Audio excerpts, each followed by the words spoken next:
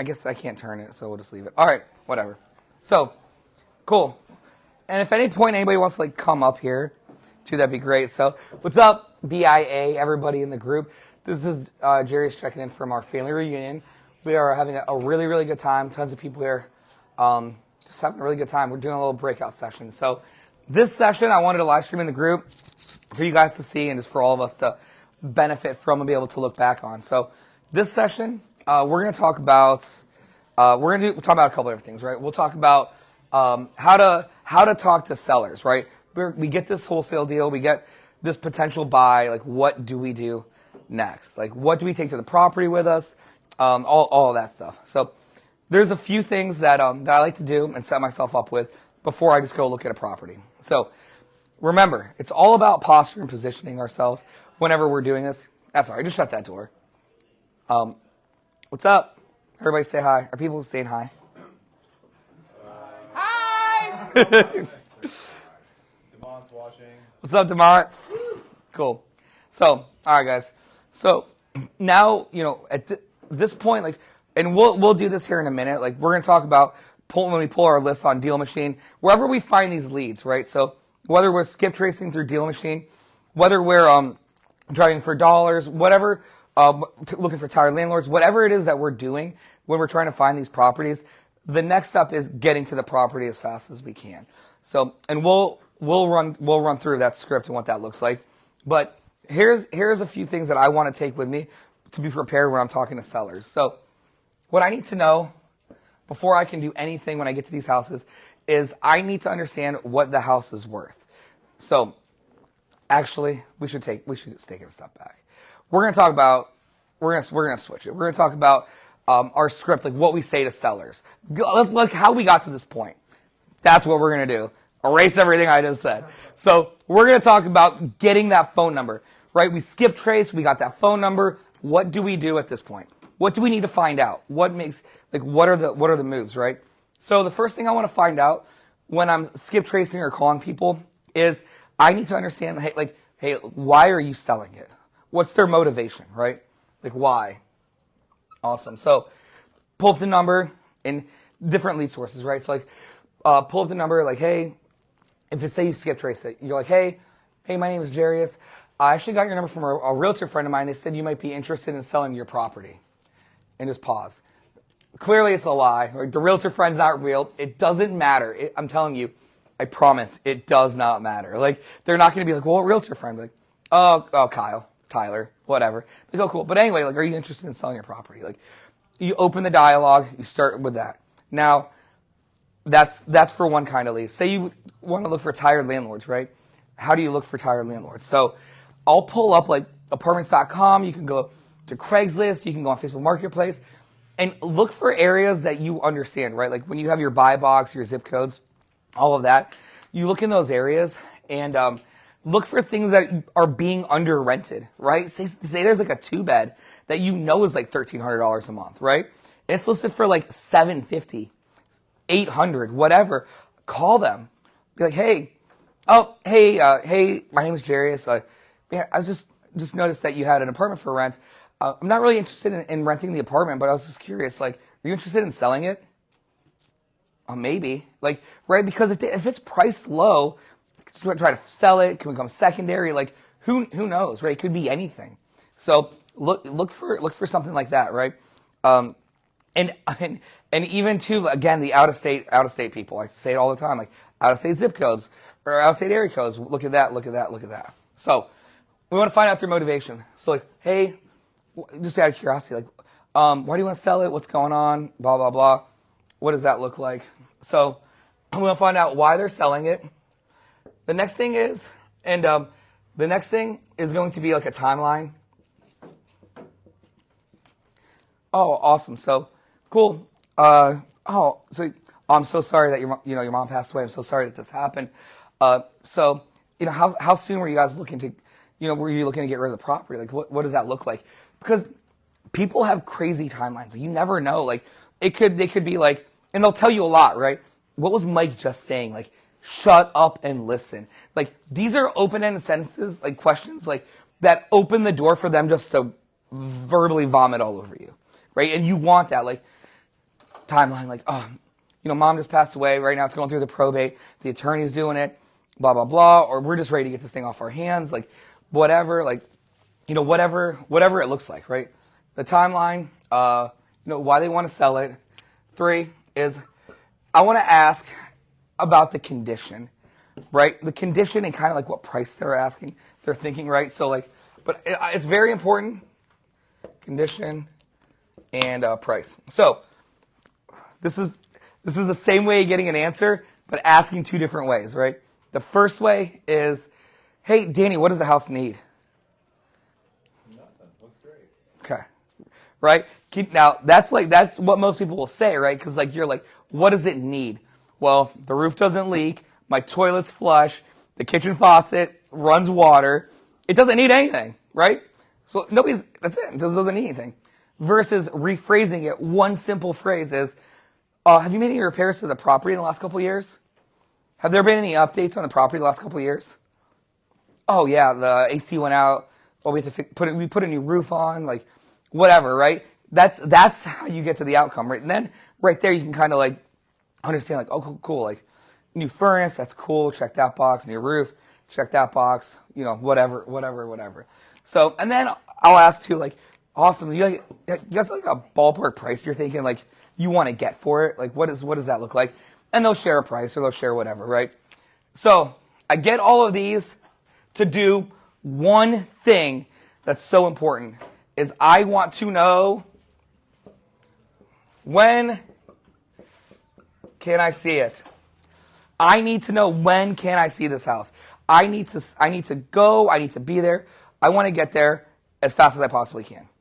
I care about, especially in the beginning, I'm looking at houses and I want to I want to get in it. Because remember, the more you do it, the easier it gets. The more you do it, the easier it gets. And I want to build relationships. So I want to say all of this to say, oh, awesome. So, when can I swing by and check it out?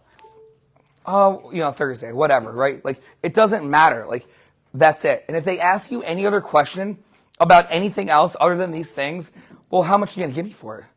Well, what are you going to do with it? What with this? Blah, blah, blah. It's tough to say until I look at it. It's just, oh, so what are you going to give me? It's just tough to say until I can come by and look at it. So, are you gonna bulldoze it down? Are you gonna rent it? What are you gonna do? Tough to know. Until I see it, when can I come look at it? When can I come look at it? I want to get to that house. It's so important to get there. So, I don't just want to get there just to get there, right? We're experts. Again, what we said before is us being here puts us instantly in the top 5% of real estate people in the world, top 1%, and we know things that other people don't know. That's what makes us special. So when I go there, I want to be armed with a few things, right? I want to be an expert, and I don't care if this is your first deal, your 100th deal, whatever it looks like. We are all in the same playing field. Your first deal, it does not matter. You're leveraging somebody else's experience. That's part of the we, right? It's part of the we, and I'll get into how that kind of plays in a second. So, okay. Why, timeline, condition. So that's going to take us over to here. So this is pre,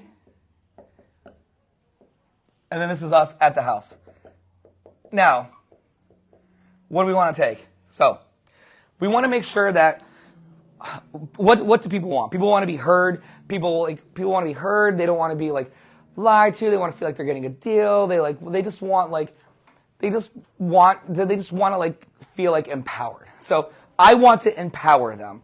I want to really empower the seller, because you could sit up here in the front if you even wanted to. Somebody is more than welcome to be right here with me.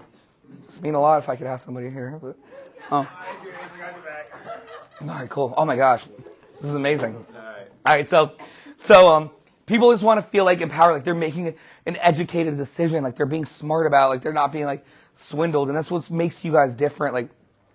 We're here, we're gonna show up a lot different than other wholesalers. I promise you are. Other wholesalers will show up and just fancy cars, all this stuff, wearing nice suits, wearing whatever. I want to show up in work clothes and in my broke down minivan. My minivan is officially broken down though, so I don't have that anymore. So I'm just getting dropped off by a yellow cab now, right? I need to go all the way extreme as I can. But But we just want to show up like as a person. So, but I want to show up with a few things. So here's what I want to show up with. The first thing before I go is I want to have comps. Comps are comparable sales. Comps are insanely important because with the comps, I'm able to figure out what my ARV is. My after repair value are based on the comps. Now, that being said, there's going to be a different set of comps we're going to use, right? So I'm going to have the comps that like I know what this house is worth. Like this house is worth $250,000 all day. This is why like I'm going to be able to come in here and push. I'm going to push an extra bathroom in it. You know, it's a 3-1 right now. I know I can turn it into a 4-2, move the kitchen, whatever we do to get that forced appreciation, right? Like we know where it's going to go. So we might be looking at a different set of comps. So we might be looking at it differently, like kind of like the different lens in the academy. How do you have that information, like what you can do with the bedrooms, the bathrooms, whatever, if you haven't been in the house yet? Like how do you know that there's going to be room to put another bedroom in? It's a really good question. So I'll look in the auditor site. So I'll get to that about the auditor site, but I'll look in the auditor site and look at square footage. So what I'll do is go to the auditor site. So I'll go up on map view, right? Get obviously the street it's on, right? Go on map view and then look at other streets that are nearby. And then I'll go on the auditor site and then type in the street names that are nearby. And then I'll search the results by recently sold. And then I'll look and see what were recently sold and for how much. And then I'll click into that and look at square footage. So, go ahead. How far out can you go to the comp? I mean, so with this first technique that I'm saying right now, you go as far as, I mean, in general, you can go as far as you want. Like, I want to start within like a quarter mile. And then if it's more rural, it's a little tougher, like, then go out. But like, I want a quarter mile, 6 months would be a perfect scenario. Now, if I'm messing with like, you know, if I want to get my other set of comps, like my lower comps, right? Well, first let me finish this one. So to clarify, what you're saying is you have this house, it's a 3-bedroom, 1 bath or whatever, and it's 1,800 square foot. And now you see another house, you know, 1 street over, it's 1,800 square foot, but it's a 4-bedroom, 2 bath. So you know you have the space to make that happen. Yeah. You just kind of know, like, right? You can kind of like know, like, hey, I can do something here, I can do something here. But maybe you're wrong, right? Maybe you can't. Yeah. But you won't know until you go look at it, right? And then you can kind of adjust. But what's the general rule of thumb? Let's just say that you don't find any comps. You have a 2-2, but you find comps for a 3-2 or something like that. What do you do? Deduct 10,000?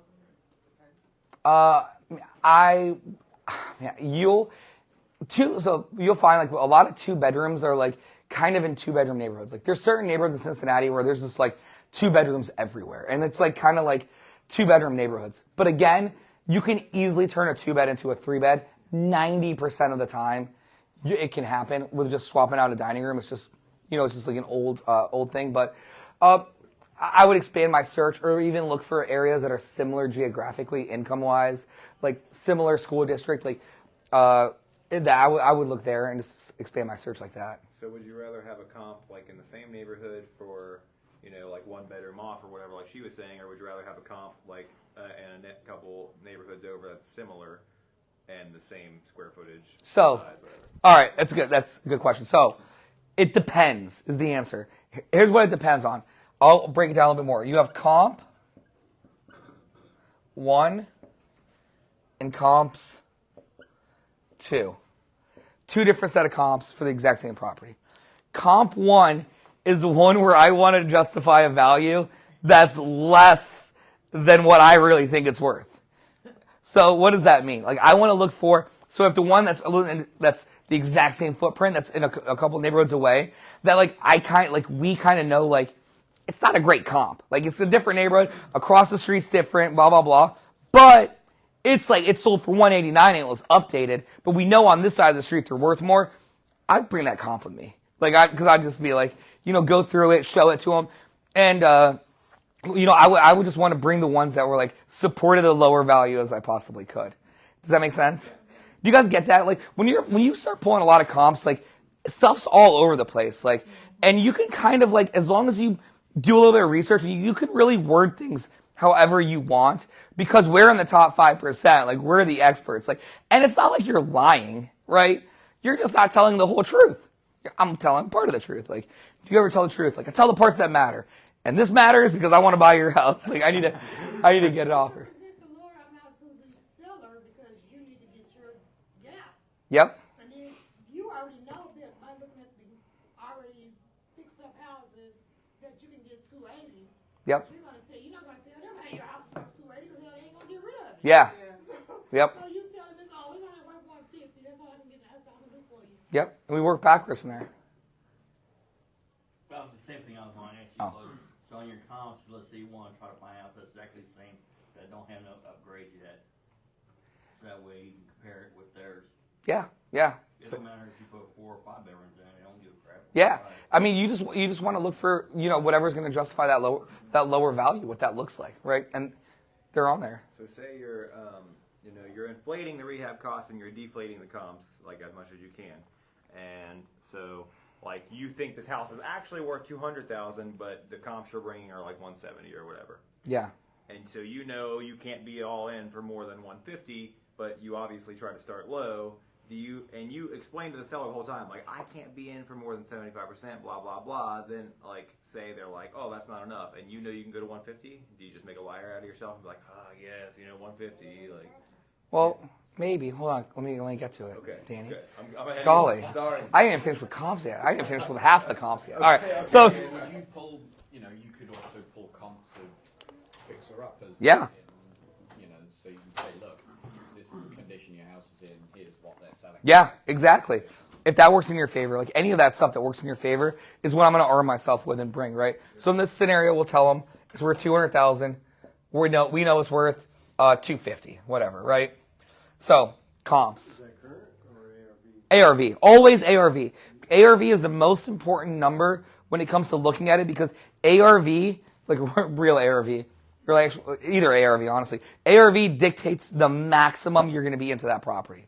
So there are the 3 numbers that matter the most. So the other 2 numbers, the second you start playing with them and trying to make them work, is the second where you're going to screw yourself.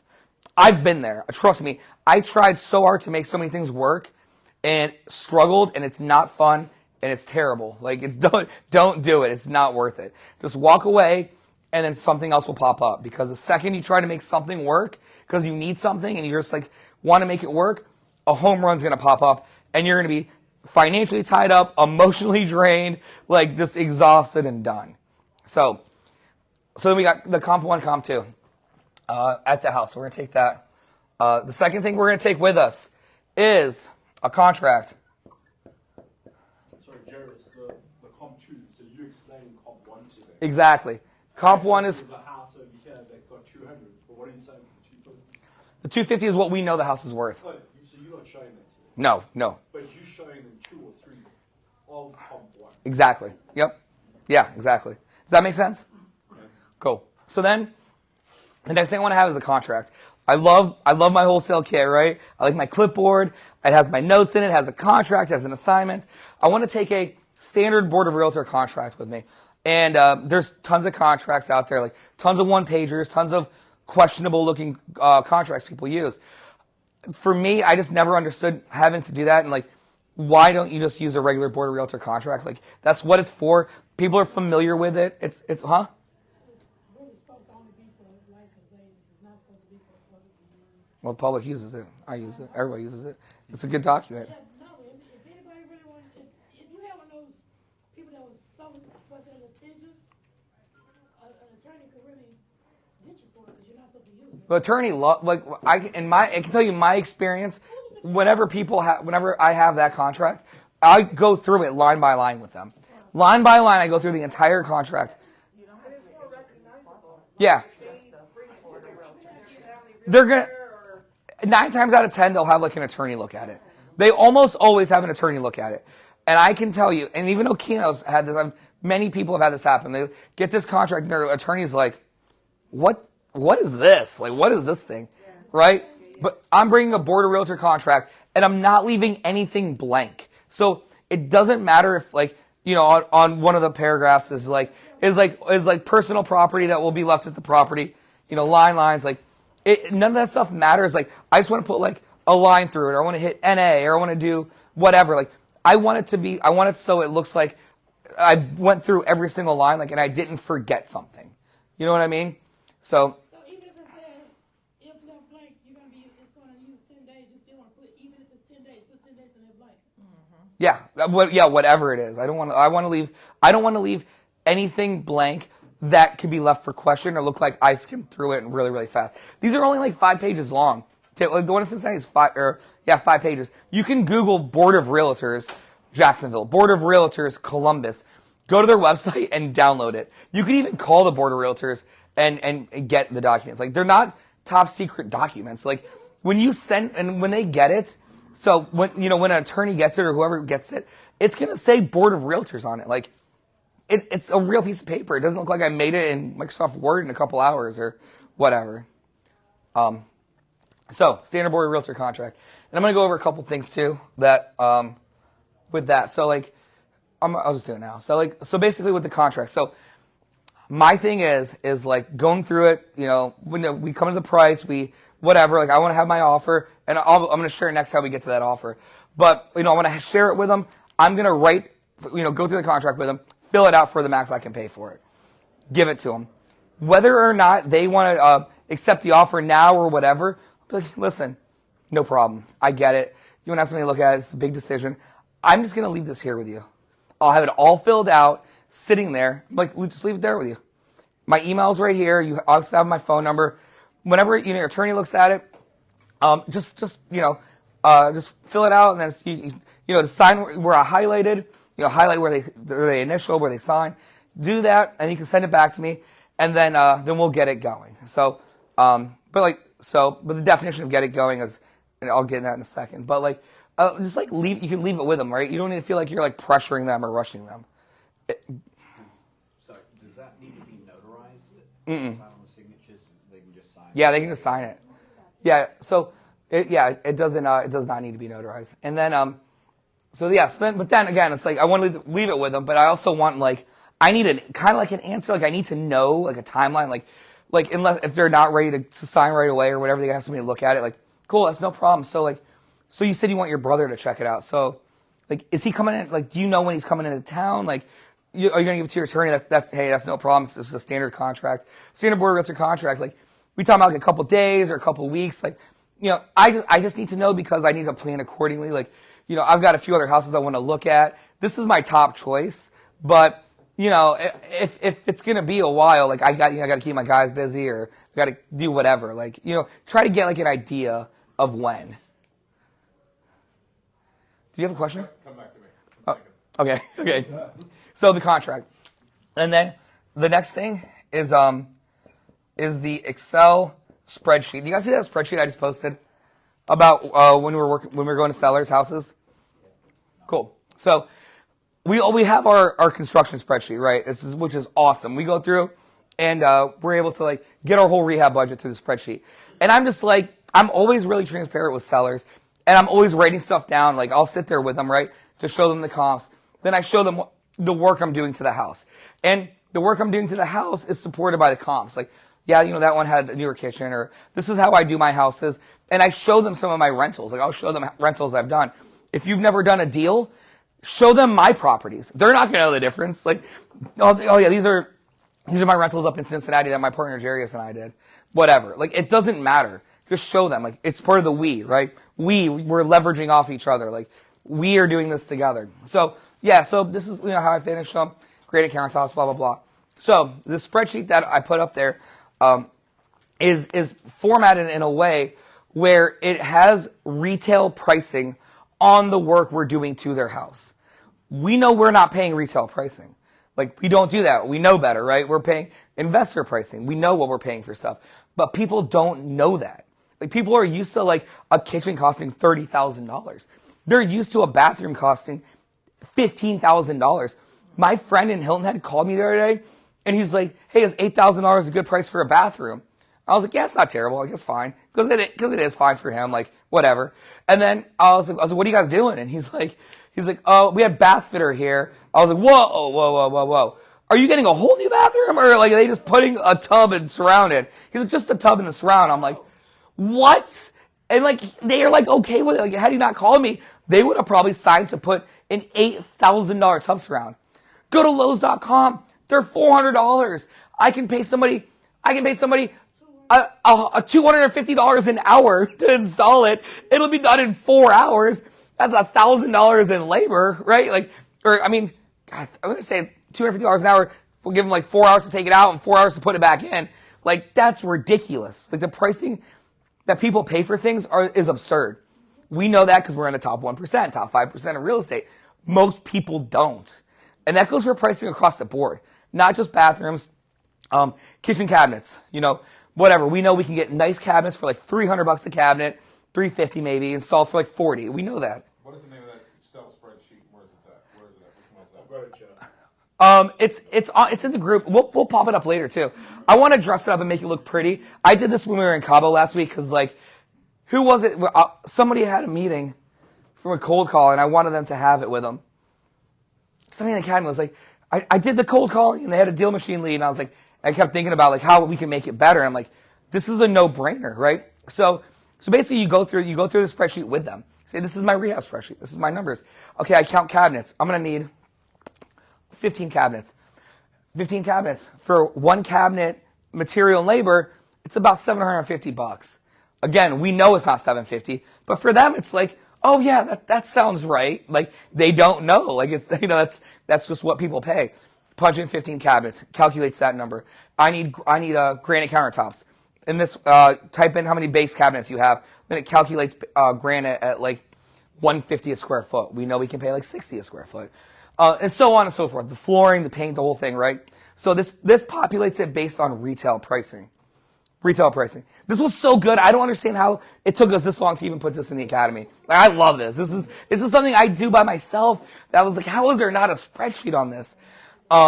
So we sit there with them, and when we're doing this, like, we're talking to them, right? Like, hey, yeah, oh, so this, and I'll like even like go to Lowe's or go to Home Depot or something, and maybe like, or show them. Actually, I don't do that. I actually just show them pictures of my houses.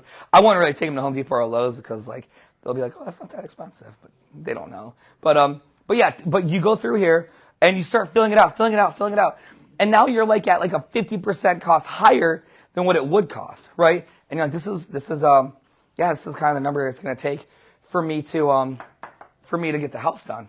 Would you have to tour the house? Would you have to ask for a tour of the house? Oh yeah, this is at site. This is like at the house. Like, you're hopefully sitting in the kitchen, right? Or maybe at Starbucks next door or whatever. Like, you want to hopefully be in the house. Like, and when I go in the house, I always ask to take photos. Don't forget to take a front photo. They're the most easily forgotten photos ever. Because you get so excited, you just want to run in. And then you're like, oh crap, I didn't take a front photo. So like, get your front photo, get photos. This is good too. I didn't say this in the last group. Here's the things I get photos of, right?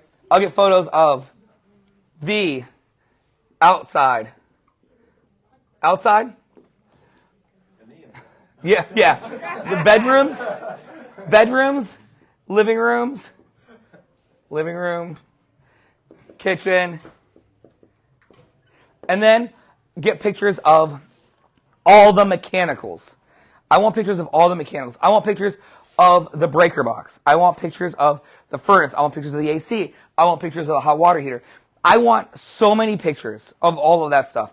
So I want to walk away with all these pictures, so then I have it on my, so then I have it all. So we're, cool. So now we're sitting at the table. We got our spreadsheet. It's all pulled up. You're talking to them. They're like, yeah, in agreement. You're being like charming and nice and whatever. And then you tell them like, now you kind of got to get to it. You're like, so yeah, I mean, none of this really scares me. Like, I'm, still really interested. So just so you know, like, where I'm coming from and like where I got to be at, basically what I need to do is like, I need to be all into this house for no more than $200,000. So I'll come over and I'll be like, so $200,000, we can agree the house is worth $200,000, right? Just based on these, right? Yeah. So if you want to take it a step further and you really want to like bully somebody, especially now, I would go like, yeah, these comps were like, from a few months ago, 200,000, like, we both know the market's kind of changed a little bit, right? Like, rates went up. Like, I've kind of been adjusting down, like, like 10% just because, like, we're in a volatile market or whatever. I'm like, but let's just say it's 200, right? Because that phrase, that little word track, like, is almost like you're kind of giving them something. Like, you know what I mean? Like, you're giving without really giving. You're like, What is the like along the lines of like, so we can, based on the comps, we can say like it's worth like 200,000. But like these comps were from like a few months ago. They were from like 6 months ago. Like, man, the rates have gone up a lot. Like the market's kind of changed a little bit, right? And they're like, oh yeah. Whatever. And you're like, so like, and then I'll be like, well, typically like I'll adjust down 10% just because we've seen prices come down and home sales kind of like stall out a little bit. And they're like, oh yeah. I'm like, but, it's not a big deal. Let's just run with it. It's fine. Because you've already like beat them up on the ARV side and on their spreadsheet, you're up like 50 grand or whatever, or 20 grand, whatever that number is. So like, all right, cool. All right, Mary, well, like we're at like 200,000. So I need to be all in to this property for no more than 75%. So again, people might be at 70, some people might be 80, whatever. We're just doing 75 for easy. So I need to be, and you just tell them that, like, I need to be all in. I need to like be all in for no more than 75%. That leaves me like 25%, just, for profit, just to like, just cost of doing business or whatever. So, and then I literally write this stuff out. I need to buy it and renovate it, including my costs, for no more than $150,000. So I already have this number here. This number has my carrying costs, has my repairs, has everything. I just filled it out in front of Mary. Like I just did the whole thing, right? Did it all. I'm just taking the cell number. I'm moving it over. So minus $60,000 means I can pay. I can give you $90,000 for the house. Like, you can do 90. I can close quick. It's cash. You don't have to make any repairs. You don't have to worry about it again. It puts me at like 90,000. Then again, we're listening, right? We're listening. We're getting cues. We're kind of understanding what's going on. And you find out Mary's like, oh man, like 90. She's like, well, man, I really wanted to like pay off some debt with this. I had, I wanted to buy a boat. I wanted to do something with it. I really was like, needed to be at like 120. And it's like, yeah, like I'm sorry, I can't come close to that. Like, this is my number. Like, I could, and you have room, right? The rehab's big, right? At this point, you buy it for 90. And you put 60, you put 40 into it, right? You buy it at 90, you put 40 into it, you're into it for 130. It's worth 250, and you're like, killing that. Like, that's amazing. So, but you're like, so then you kind of get another gift. Like Mary, like, I mean, 90, 95, or, could we do that? I could kind of maybe cut a couple things out over here or whatever. She's like, and I'm like, they say yes, maybe, or maybe they're like waffle around. And then she's like, how about 100? That's just a nice even number. I'm like, okay, sure. I'll do 100 for you, Mary. Let's do this. And then that, we have the contract there. And then at that point we go through it line by line. We fill it out and you just give it to her. And if she's comfortable, she'll sign it or somebody else has to look at it, whatever. But at this point, you've already built such a rapport. Showed her like some of your houses you've done. Just talk to her like in an intelligent way. Like, I guarantee, I'm not even kidding when I tell you most of the wholesalers I went against would just like come into a house like a fucking pit bull and just be like, oh, pull up in a Mercedes in a suit, and they're just like, oh, I'm just so cool. I'm gonna buy your house and I'm the best thing ever. Like they just think they're so freaking cool because they just want to go rip somebody for 50 and go do this and go make all this money and act like hot shit. But like, you're actually taking your time, understanding what they're doing, going through it. You're breaking it down for them. They don't know this. No homeowner knows the back end of this real estate stuff. And you're explaining it to them. That's cool. Like, that's really, really nice. That helps tremendously. So then, we take that number, we plug it in. I'll fill the contract out. We fill it out with them line by line, put it in front of them. Either they sign it right now or they don't. Either way, if somebody has to look at it, again, I want to get the timeline on when I can expect it back. And then you tell them what the next steps are. Be like, cool.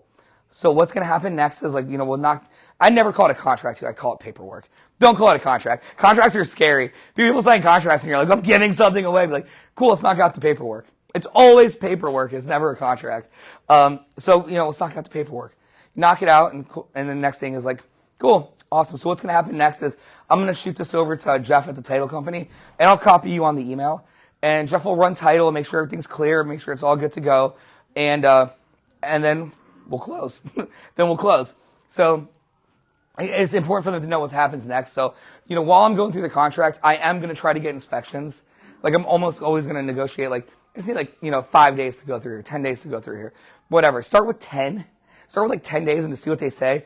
Earnest money, it sounds ridiculous, but put $100 in there. People they don't know, and then never ever let the seller hold the earnest money. Always the title company. Always the title company. Because if the deal goes sideways, they're cashing that check and you're never getting your money back. Ever. So, a couple things there. Always start with 10 days for inspections, 14, and as low of an earnest money as you possibly can. And then kind of, find the balance in that. But then we send it over. To the title company and get to work. And now, whatever reason, right, we can't even come up with the price. Shwanda? I'm sorry, I had a question, but you jumped so quick from the squirrel. Anyway, so. In Florida, I guess, I don't know if it's all of Florida, I know Jacksonville has a bad, I guess they have so many wholesalers that they undercut each other like all the time. So they have a thing where they file the title with a memorandum of something. It's kind of like that. So basically with the seller to say, hey, you're under contract with me. You can't sell it, once I walk out this door, the next wholesaler comes and the seller's like, oh yeah, I'm going to go with you because you offer me more money. So that's why the title so they can't close on it. Yeah. And kick you out. Because if they don't ever call you back, you don't know that they didn't, try to sell it to the next person. Man, at this point, as soon as I get my contract, within an hour, it's going to a title company to get closed. Like, it's going immediately. And if they try to do something crazy, I'm going to put a lien against, I'll put that contract against the house and be like, that's mine. Like, that's my house, right? Like, that's mine. Okay, I think that's where they do it up front. So if they just so happen to make it to a title company and it hasn't been. Yeah, I mean, that's some shady shit. Like, that's just ridiculous. This is why I just hate wholesalers so much, right? I've done 1,000 wholesalers. They're all terrible. Like, if for real, like, they're just not, they just don't care. It's so weird. This is why we're doing it different, right? Like, and at the end of the day, we're wholesaling it to ourselves. Like, we'll end up being the end buyer in this transaction. That's what we want, right? So we're not worried. That's why we're never really worried about inspection periods. Because, like, man, I know if I can get this for 90, 100, 110, like, I think I got it sold to me. Like, I'm good. I know I'm good. Like, so that's where it's like for the inspections. Like, if you really do want to wholesale it, get those inspections, and then just say, hey, just so you know, like, especially if the house is empty, like, so, is it alright if I just grab the keys and I'll put it on the lockbox, put a lockbox on here. I just want to run a couple of my contractors through, just because, not for no other reason than I want to get a list before we close so I can get some stuff ordered. Cabinets are taking forever. Windows are taking forever, which we know, like, I never ever recommend doing that until you close, but they don't know that, right? So, so just so you can get people through it and, are able to buy it. And if for some reason I'm not able to get to, like, the 90, the 110, like, the number that makes sense, I'll just say, like, just be honest, like, this is when I have my license here, I'll just say, like, so, it just doesn't work for me, but, like, I do want to help you sell this thing. Like, I can put it on the market for you for, like, $500, $1,000, 1%. I did so many $500 flat fee listings. It was ridiculous. I wouldn't recommend anybody else do like $500 listings anymore. I think like 1% is probably is fair, for an inexpensive, like, limited service listing. But put it up. Like, in the beginning, I needed the money. I was broke. I had nothing. Like, I had to walk away with something, or else I was going to run out of gas on the way home. Like, I needed to know something was coming. And what's cool too is, like, I'll hold an open house at a crappy house, right? Who's going to come to open house at a crappy house? Investors. Go meet with more investors, build my investor list, go talk to these people, see what they're looking at, whatever it is, right? Go do that. And then sell the house, maybe make some money, whatever it looks like. And then if another investor buys it, and you're like, oh, you're going to do it? I'm going to flip it. Cool. I'll list it for you for 1%.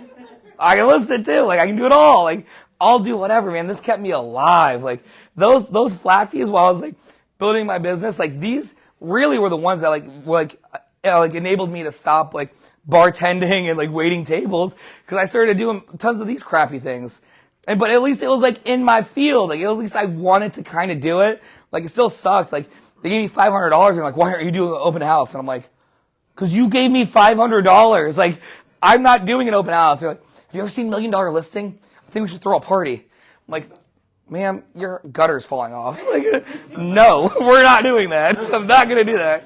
So this is like the word track. This is kind of like how I go into these meetings with these people. I just don't go in willy-nilly. My goal is to get there as fast as I possibly can, and just be super transparent and just paint that picture for them. So, does anybody any questions on that? So, sort of relative. Yeah. Is it possible to do an assignment of contract for a much longer period, 4 months, have it listed through an agent, and basically wholesale to on the MLS? I mean, It's been done. I bought one. I didn't buy it. I represented a buyer. so you mean me come in, tie it up, put the close date out 4 months, and then list it on the MLS? Through a realtor where they buy. I guess, yeah. I mean, as long as the seller's not, as long as the seller doesn't have the internet, like, I would be like, what the fuck are you doing? Like, that's ridiculous. Like, yeah, I mean, I don't see why not. Like, man, if they wrapped it up for they let you wrap it up for 6 months. I do it. Yeah, You do yeah. it a lot? You do it a lot? Really? And the sellers, they don't care? Well, in my contract with them, I put that I can market it anyway, and I tie it up for 6 months. What is the incentive? Right. How do you incentivize them to be prepared to? I'm gonna give them money when it sells. When it sells, I mean, they're gonna get their money. But remember though too, for every time you do that, and they do take more appointments, there's going to be somebody that's going to close cash quickly in a couple weeks. Yes. But not to say that there isn't some people that are fine waiting if they can get, if my number goes from, if they sit down with me and I land at 100, and you come in and you're like, I can do 130, but I need 6 months, and they're like, and they're not motivated, like they're not in a hurry, like, oh, I'll wait 6 months. I price it right where it's gonna move. I don't, Yeah. I'm greedy about it. But you don't hold I'm it for 20. 6 months. I do. I'll try to sell it before that. I price it 20% under market value. How does that work? Who's the realtor representing at that point then? Me But they can't represent you because you don't own the property. in the contract. She's the You're realtor. giving them that. You put all I'm that in the in. contract. Oh, you're the realtor? Yeah. Oh, okay. I'm the wholesaler. Like her. Isn't that crazy? So then that's really good. So like we talked about that for a second, right? But now, when do we talk about seller financing? When do we talk about other things, right? So this all happens when we're understanding their why. It starts on that first phone call, right? And then we get to the house and we're talking to them. We're finding out what's their motivation. What does it look like? Do they have debt they want to pay off? Do they bring up like, you're looking at the house, be like, man, it's a nice house. So, like, what do you guys owe on it? Oh, it's free and clear. I'm like, awesome, cool. Man, have you thought about like what you're gonna pay in taxes? Oh, don't get me started on taxes. Don't blah blah blah. Like then in my head I'm like, yes. Like, oh yeah, taxes suck, don't they? I miss George Bush. Like, whatever, right? You just want to relate. You just want to be whatever. And then you go through the contract and you're like, cool. So like, yeah, I'm 90, but like, you're going through it and you're like, well, hey, out of curiosity, like you mentioned you're worried about taxes and stuff. Like, what would it look like? I can draw out a scenario where you can avoid those taxes and like, I can still give you like 90 for the house. And, you can make a little extra every month. Like because, at the end of the day, like, I showed you my costs over here on the spreadsheet. I'm going to borrow the money from somebody. Why not, like, if guys don't need it, you're worried about the taxes, like, I'll pay you 6%. Why don't you just hold the note on the house for me? I'll pay you 6%. We'll do a 30-year amortization with a 5-year term. What does that mean? That's what they'll say. Yeah. And then I draw it back out. I literally will map it out for them. Like, well, hey, pull up my computer. Like, let's pull up an amortization schedule. Boom. So here's this. Type it in. Like, yeah, you'd get like $600 a month for the next 5 years. You don't have to mess with the property ever again. And that's pretty cool. Like and they might not have even thought about that, right? Or they just might be like, no, I need the money. I want to buy a boat and just get out of here. Like, I don't care, right? Like, you never know. But it's just about shutting up and just like listening. Like, and also being the expert. We're all experts. Like, that's what makes us so different. Like, and even if you did the seller finance route too, like, you could pay a little bit more. You could give them a little bit more money to carry it, right? And you have it for 5 years and you bought in the right areas. So then maybe it's like, I'm not really worried about rehabbing it right away because I can rent it. and I know the rent will cover my 6% loan to them, my 5% loan, my whatever loan, right? And I just rent it, kind of wait, come back to it like in a couple years, then go to a private lender. I'm like, hey, can I borrow 30 grand? I want to fix this place up I have. I'm getting to the end of my 5 years. I want to refinance out, fix it up. Boom, pay off the seller, pay off your lender. You got this house for no money out of pocket in an area that's appreciating. And now you got the principal reduction and the appreciation and the tax benefits and the cash flow. Like you crushed it with no money out of your pocket. But you got to this conclusion just by talking, by going to see it, by going to see it. Matt? How do we do this virtually, 100% virtually? Academy members. Yeah, I mean, honestly, like leveraging the community. That's like, community. Does anybody have anything on there, Howard? No, nothing yet. Are there people watching? Yeah, yeah. Oh. Hello, Dan Mahoney's in the house. What's up, guys? Shannon Smith's watching. No, but you leverage the team. You leverage your team. Like you got people out there, like maybe like a realtor. Maybe you pay, and again, like I know, David was talking about giving away the equity. Like equity is so expensive. Like I'd rather see you overpay for the house than give away an infinite amount of return. Like I just am so, it's just so important. But maybe you find, so like you wouldn't want to invest out of state. Like maybe there's a reason why you wanted to invest in Toledo. Or maybe you had family in Canton, or maybe you had family in a different area where the market wasn't as crazy, and you've got a nephew that like wants to make some extra money, wants to learn about real estate. Like, hey man, here's $50. Like, go check this house out, and then let the person know. Like, I'm actually like I'm out here in Arizona, but my nephew's out there. He's we do a lot of stuff together. It's okay if he comes out and takes a look at the house and like FaceTime, and then do a Zoom with him. Like Mike said, like people like are fine. Like Zooms are a thing now. I have colleagues that use people from Reddit. They'll go on Yeah. Reddit or Craigslist and post, hey, can you Yep. find Yeah. TaskRabbit, like any of those any of those gigs, or while you're building your team. Did anybody watch any of my wholesale course in here? It's okay if you didn't. I don't care. I just poured my life into it for nothing. No, but it's really important. Like, and we don't talk about it enough, like in the actual academy. But like, I'm going to do a better job of that. Is like building out your team and like where you want to be. And part of your team is a real estate agent. And so many times when we're building these things out, I found the best people to use are the people that are just getting going. Right? They want to be busy. They want to get going. They want to work with somebody like you. Like John was our attorney. Nate introduced me to him. He happened to be in the building, the level right below me at my real estate office. Coincidentally, the same building. And Nate was there. I heard Nate yelling one day in the hall. I'm like, what's going on? He's like, I didn't know you were in here. He said, my lawyer's down here. So I went and met John. John was like 6 months out of law school. Now John's been with us for the last 11, 12 years. He's helped us raise millions and millions of dollars. Like that's really cool is when you can build a team like that and you can have people that want to go do that. And you take care of them. You're not sending them out to shit deals. Like, and guys, this scenario, you're going to get to go see 1 out of every 50 houses you call anyway. So it's not like this is happening all the time, right? But when it does, you want the maximum return. Like you want to have the best chance to crush it when you're out there. So like a realtor would be perfect to have On your team. FaceTime with that would show up. So if I had a motivated seller in Jacksonville, Yeah. a realtor would be like Who? I'm sorry, who? a realtor. A real tour. Realtor. I say realtor. I say realtor too. I say realtor too. It's a Midwest thing. So yeah, as long as like you have a clear understanding with the realtor that like they're not going to try to steal the listing. Like if it doesn't work between you two first, she gets first crack. She gets like it's her listing or his listing or whoever's listing.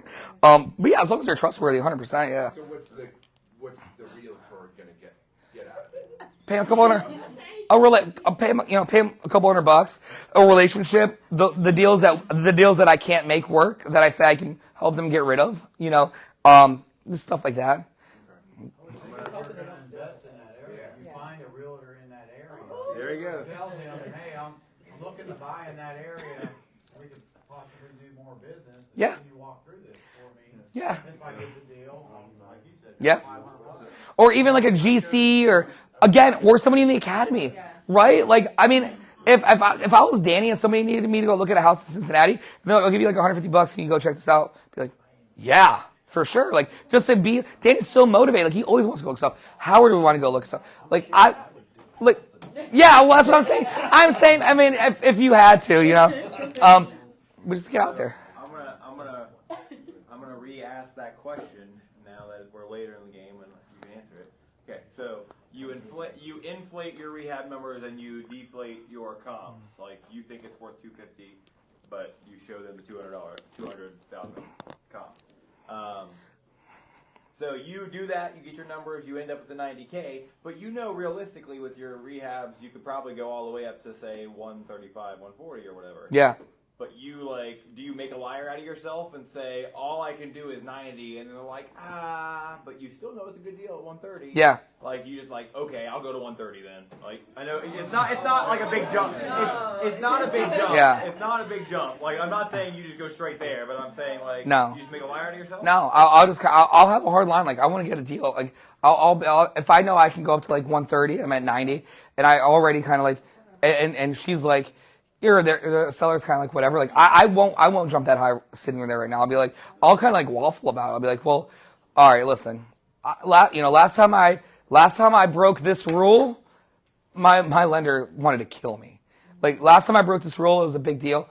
I know your situation is unique, and like, I like the house. Like, I'm already seeing the kitchen. I'm already doing this. Like, can you give me like 20 minutes or give me like a minute? Like, let me call my partner. Let me call my lender real quick. Can I I'm going to leave the contract with you, or I'm going to leave this paperwork with you. Let me talk to him tonight. Let me run through the photos and stuff. I don't know. I'll see if I'm able to get it to like 130 or like 120. Like, are we done? Like, is this? Can we move forward? Like, is that your number? Is that just where you need to be? Yeah, if you can or whatever, go away. Let them think that it's whatever, and then call them back and just say like, all right. 130. I can't get to 135. We can get it. We can get to 120, but that's our max. We can do, huh? Yeah, the answer is I wouldn't jump on it right away. You gotta yeah. Ask them why do you want that number specifically. Yeah. And then meet it because I have like a similar situation. Like I guess I don't know if it's considered a wholesale because I didn't wholesale to myself, which I was supposed to. It doesn't matter. You're not. I ended up like getting it back on the draw in the rehab actually. But my seller wanted 210. I bought it for 150, and he was just. I'm just like, so why do you want 210? He's just like he was tired of it, and luckily for me, there were like some cracks in the foundation. I just had to. Those are like the best ones. It was a dream. Yeah. Because anytime you hear like foundation issues, like find issues because there are really issues, right? So just find those issues, and you're not making a liar out of yourself. Because honestly, I actually have gotten things under contract, and I go to a company that I know they're going to quote me something ridiculous, and I know I can get it for cheap. That doesn't mean I'm a liar. Just because I'm going to get it cheaper, I'm like, listen, if you were to go to this company, this is how much you're going to pay. They don't know that I'm vertically integrated. They don't know, what resources I have. They don't know. Well, exactly, and that's how you get the lower number to begin with, right? But you still know that you can get it cheaper ultimately, and so you can you're telling half the truth to the homeowner. But it's not really half the truth though, because you're basically you're telling them like, hey, if they're gonna go, like if I am as a homeowner is going to get my like foundation fixed, I'm not vertically integrated. I don't have a contractor team, so like when you present to them like, this is how literally I told them like this is how much it's gonna cost from Apex Plumbing to fix your plumbing. So I think what Danny's worried about is like we're if we know it's worth 250 and we can buy it at 75% of 250, so 75% of 250 is obviously 50 grand more than of 200. So we know that we could take this number and really go up to like 140. But you don't want to make a liar out of yourself because you just spent all that time doing it. But if you jack it up too much, then you're gonna look like you're not trustworthy. Why not just let them give you a number first? Yeah. From that number, because their number might be 130. Again, that's where remember we're right here, right?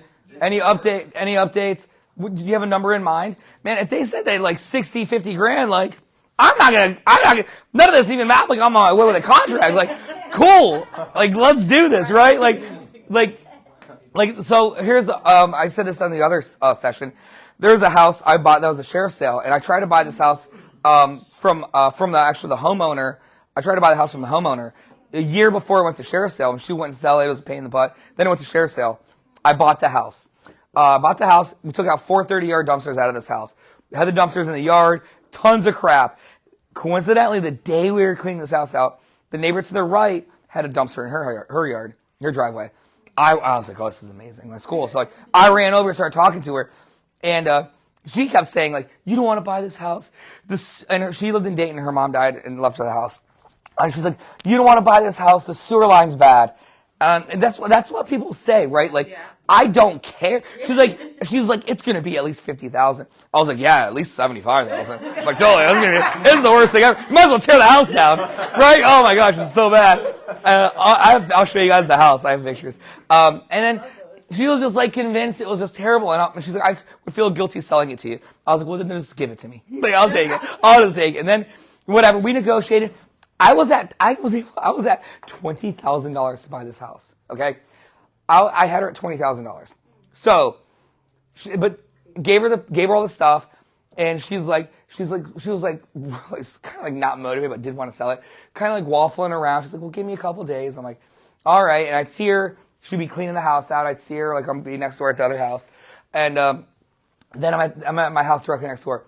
A brand new Tesla pulls up. And when I tell these stories about other wholesalers, like, it's from experience. It's not like bullshit. So the dude pulls up in a brand new Tesla. Did it die? I think it died. Oh. No, I think it died. No, it's still on. You're still on. You keep touching the table. No, the gimbal died. Oh, okay, I see. All right, here. No, don't do that. Just... You can't have that anymore. Where did the 60K come from? Hold on. He was just saying, like, for example, if she would have been like, oh, I only want 60 for it. He was like, no. This 60K came from the rehab. Oh. Rehab's yeah. So then I'm next door at my house. I'm next door at my house, getting it all cleaned out. And I see this brand new, super cool Tesla pull up. And I was like, oh, that's a cool Tesla. Then this dude comes out. It's another wholesaler. I know who this person is. You guys might know him if you're in Cincinnati. Comes out in a suit, and he's just like coming out like he's like $1 million listing to go look at this crappy house. This woman just inherited from her mom who just died. Came out like it was like a GQ thing. And I was like, that son of a bitch. I was like, no. I was like, no. So he goes through, runs out. He leaves, and I like run right over. I'm like, Mary. I'm like, what was he doing here? I know who that is. And I was like, I swear to God, I was like, Mary. All he's gonna try to do is buy your property for as cheap as he can, then mark it up, and then sell it to other people.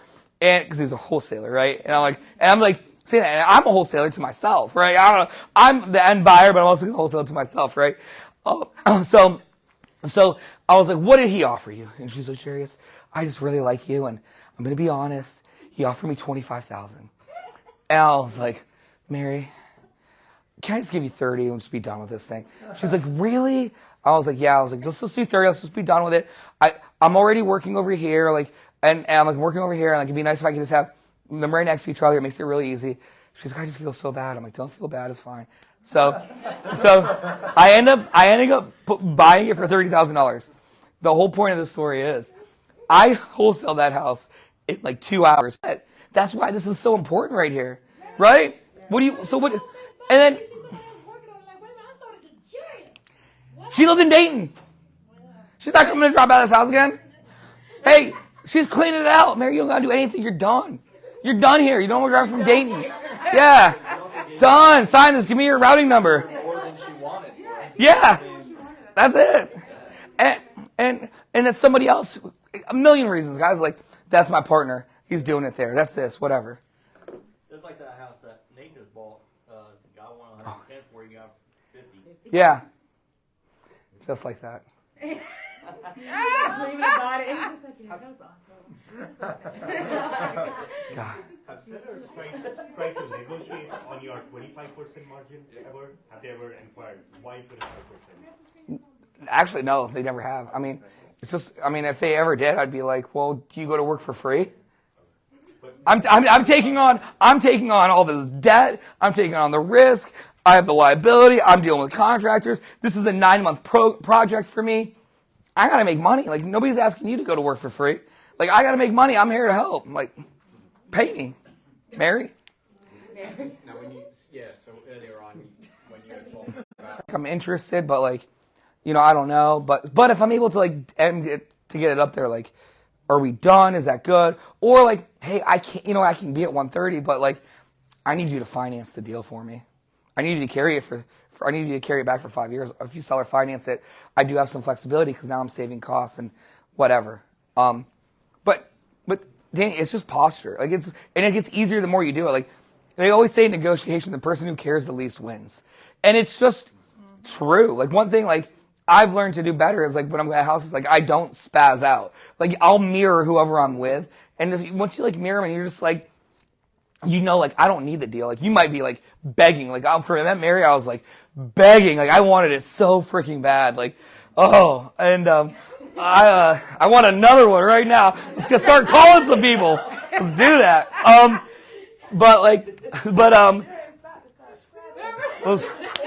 ready. I'm ready. This is the best business ever, man. Can you believe we get paid for this? But you just don't do it. You just say, like, wait. You just wish-wash. You're just like, you know, I got a partner. I got somebody else. Like, in this case, you know, my lender will kill me. Last time I broke this rule, I lost my butt on a deal, blah, blah, blah. And then come back to it. Let them sweat it out, right? They want to sell it just as bad. So. Do you always write your own contracts? Hmm? I'm supposed to go look at a wholesale deal tomorrow, possibly too, in Cincinnati. So say I go through the property, the numbers look great and everything, and then is it on the wholesaler's going to write up the contract or whatever? Oh, you talking about you're looking at a deal from a wholesaler? Yeah. Oh, from Chris? Yeah. I'll have, like, if the wholesaler has a contract, I'll have them send it over to me. Yeah. Chances are it's going to be sort of like a weird kind of contract. I'll just make sure it's like, I'm going to make sure that they have a purchase contract, first of all. And if they don't want me to see it, that's fine. I'll just say, like, who's the title company? I want to call the title company and make sure you have title. You know what I mean? Like, yeah, well, whatever. You just want to see that there is really a contract. And then if it's like an assignment, it's just going to be like, assignments are kind of shitty one-word docs. Like, there's not really like a standard assignment. Like, you know, it's really just boom, boom, boom, boom. It's super simple. So, no, but yeah, I would be fine signing the assignment, or just, I would have the wholesaler just do it, but just look at it. So. That's a good thing as far as checking with the title company when you're working with wholesalers, because they're float. Dude.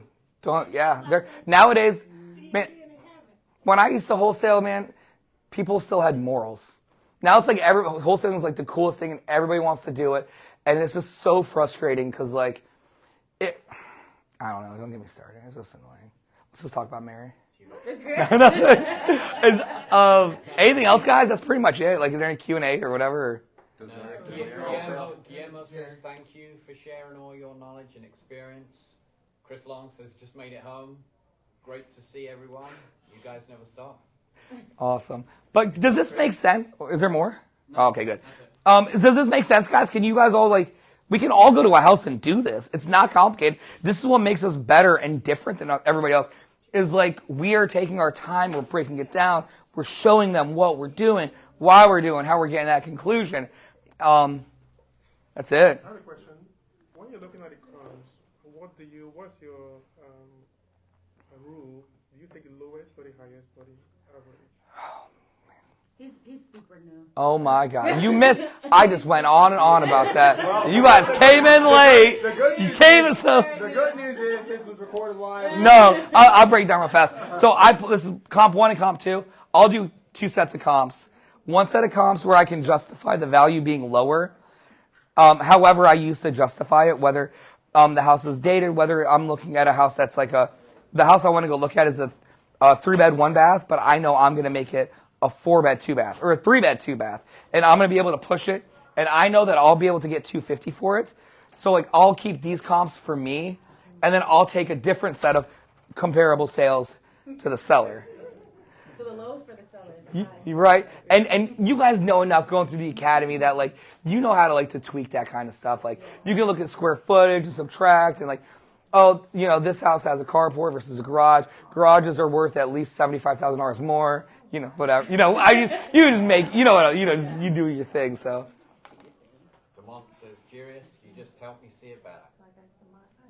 No, I actually think it's really good. Well, duh, are you surprised? No. You're like, well, I actually think this was really good. I came in thinking it was going to suck, but you know what? It was just fine. This was just fine. Thank you for doing this just fine thing you spent your life refining. Cool. Finally, we gotta make sure we do this wholesale course. We were just happy that we could understand you. What? We were happy that you were going at 150 miles an hour versus 200. I slowed down a lot, haven't I? You did. Today. Yeah. And the other day, too. No. There is no way I'm going to go the same speed. No. Oh. I listen fast because sometimes I talk fast too. Well, but I still piece your words together. it's nice to like have a whiteboard and actually be able to talk and explain things versus sitting in the lobby of a hotel that was too small for us to begin with. I'm a visual person, so when you explain things on the board, it's easier for me to. Yeah, me too. I'm way visual. This is like a dream for me. That's why I bought those easels, but they were shitty. I should have just bought a big whiteboard. I know. I tried to save money and I'm like, then I bought a projector and couldn't get it to work. Like, it couldn't be any worse. PowerPoint for this? Dude, I can put together a PowerPoint for you. I'll make my own. Thank you, though. Really, no, I know. I was just joking. That's why he hates my PowerPoints. We had more of this in the academy. That's what he does for a living, though. He puts PowerPoints and makes PowerPoints.